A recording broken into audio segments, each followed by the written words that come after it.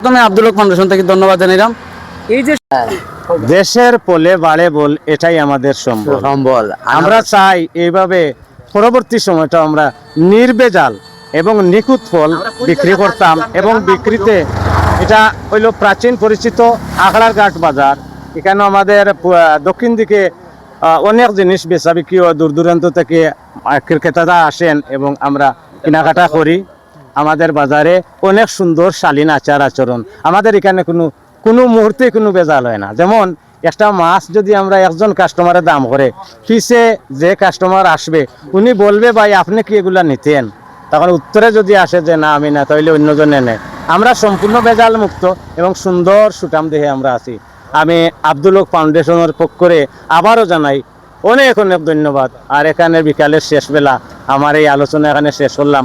আসসালামু আলাইকুম রহমতুল্লাহ বারাকাতুহু। সুন্দর একটা গ্রাম বাংলার ঐতিহ্য এবং সুন্দর প্রাকৃতিক পরিবেশ, এটা আপনি একজন বিক্রেতা হিসাবে আপনার কাছে কি লাগান লাগে? আমি আব্দুল হক ফাউন্ডেশন থেকে প্রথমে আপনাদের ধন্যবাদ জানাইলাম।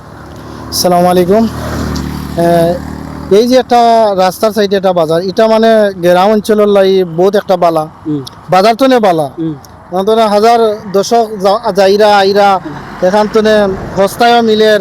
আর এগুলো হইলো ফ্রেশ, মানে কোনো বেজাল নাই। এগুলো হইলো আঞ্চলিক ফ্রুট, বাগান তো আনছেন, মানে এটা ক্ষেতর জিনিস, অনেক বালা অনেক মিষ্টি এগুলা। আপনার মানে এটা দেখে ভালো লাগে? ভালো লাগে। আমরা তো নেওয়ার লাগি দাম দর করি আর বাইর লগে, মানে কিনছো নিতে না ও কিনমু কিংবা ইনশাল্লাহ কিনমু। দেখি এখানে তো বহুত আছে, ভালো লাগে।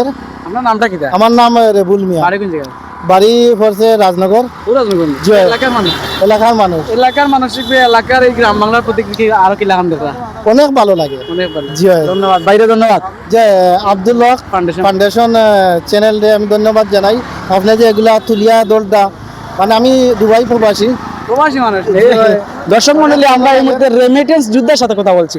জয়। আর আপনি যে তুলটা আমার ভালো লাগে, আমরা প্রবাসে বইয়া দেখতাম পারবো, আমরা বাই সব জায়গা তুলিয়া দেখলা, মানে অনুভব করবো যে আমরা গ্রাম অঞ্চলে আছি, ও ওহান অনুভব করবো ইনশাল্লাহ। দর্শক মন্ডলী, ফাউন্ডেশন চ্যানেল আমি ধন্যবাদ জানাই।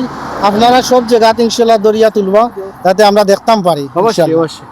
ধন্যবাদ ভাই, আমার খুব সুন্দর কথা বলেছেন। উনি দুবাই প্রবাসী, বিশেষ করে ওনাকে আন্তরিক অভিনন্দন শুভেচ্ছা জানিয়ে আজকের মতো এখানে বিদায় নিচ্ছি। ধন্যবাদ।